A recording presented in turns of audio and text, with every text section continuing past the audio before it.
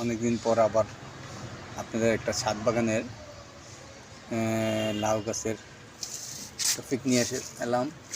এই দেখেন বস্তায়, এর আগে লাউ হয়েছে, তারপর নতুন করে লাউয়ের অল্পতেই ফুল আসছে লাউ গাছে এবং দুইটা লাউ হয়েছে। দেখুন একটা দুইটা লাউ,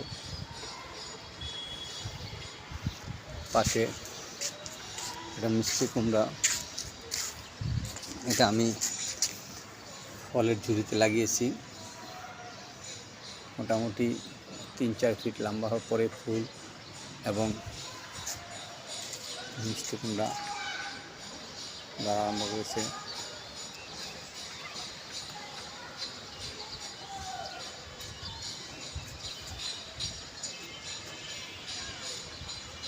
হাজারি লাউ বলে, গিটায় গিটায় লাউ ধরে, সেই লাউ গাছে আবার লাউ আসছে। তো এখানে দেখুন এটার মধ্যে লাউ আসছে,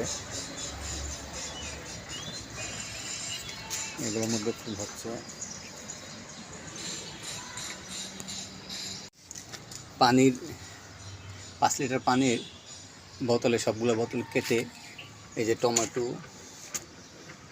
লাগিয়েছি, কচু, এই যে মরিচ, এটা দেশি মরিচ, আলহামদুলিল্লাহ মরিচ হয়েছে এবং ফুল আসছে অনেকগুলোতেই।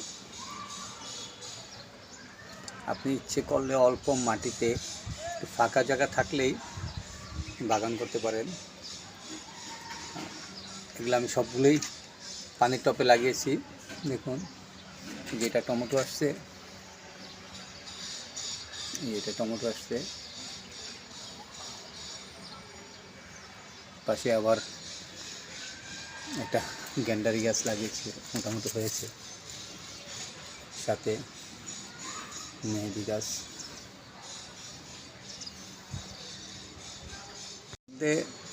টমেটো লাগিয়েছি, সবগুলো গাছে ফুল আসছে মাশাআল্লাহ।